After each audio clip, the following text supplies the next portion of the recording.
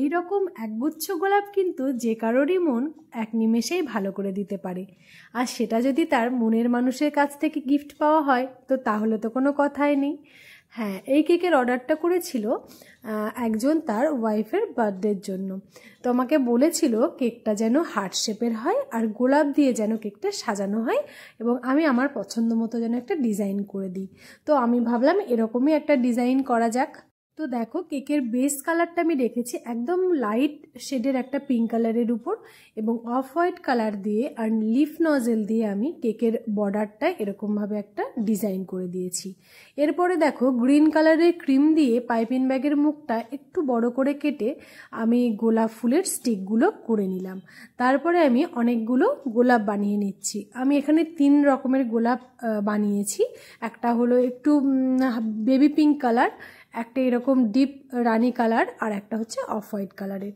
3 রকমের গোলাপ নূরের 11 রোজ নজেলটা দিয়ে করে নিয়েছি। এই নজেলটা দিয়ে রোজগুলো বানালে রোজগুলো একটু ছোট সাইজের হয় আর আমার এই কেকের ক্ষেত্রে একটু ছোট ছোট গোলাপই দরকার ছিল, কারণ যেহেতু অনেকগুলো গোলাপ একসঙ্গে বসাবো তো 1 পাউন্ড কেকের মধ্যে বড় বড় গোলাপ করলে কিন্তু সেটা দেখতে ভালো লাগতো না, এই জন্য আমি এই নজেলটা ব্যবহার করেছি।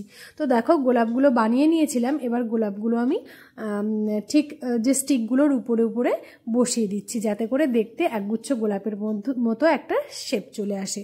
দেখো গোলাপগুলো প্রায় বসানো কমপ্লিট হয়ে গেছে। এরপরে গোলাপের মাঝখানগুলোতে আমি কিছু লিফ অ্যাড করে দিচ্ছি এবং কেকের বাকি অংশতে গোলাপের কিছু পেটাল টাইপের ছড়িয়ে আছে, এরকম টাইপের কিছু পেটাল দিয়ে দিয়েছি। এবং দেখো গোলাপের স্টিকগুলো বাঁধার জন্য আমি গোল্ডেন ড্রিপ দিয়ে একটা বো টাইপের করে দিয়েছি। আর দেখো তো জন্মদিন যার তার নামটা লেখার জন্য আমি একটা ফন্ডেন্টের শিট ব্যবহার করেছিলাম, তো সেটা ভালো করে একটা শেপ দিয়ে নামটা লিখে আমি বসিয়ে দিয়েছি।